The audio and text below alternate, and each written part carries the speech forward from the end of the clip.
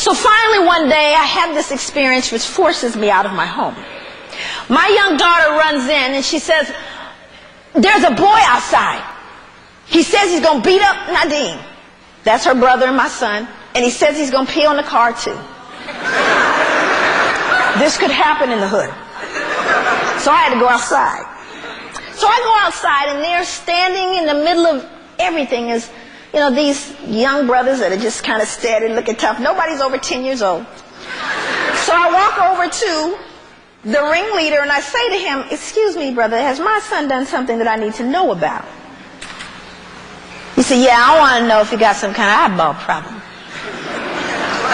I said, what did you say? I said, I know Ebonics, I don't know what he said.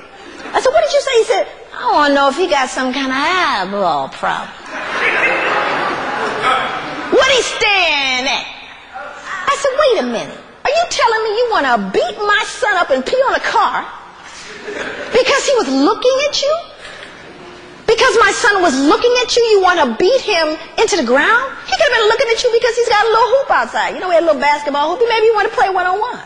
He could have been looking at you because maybe you want to go and play some little video games. He got a little Nintendo in there. Maybe he could have been looking at you because down the street is a park and y'all could go down the park and kick it. He could have been looking at you for anything. Oh.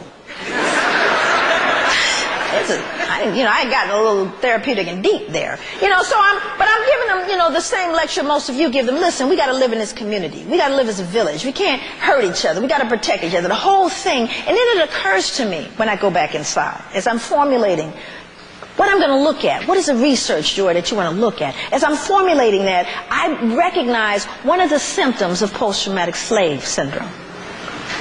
I recognize something called vacant.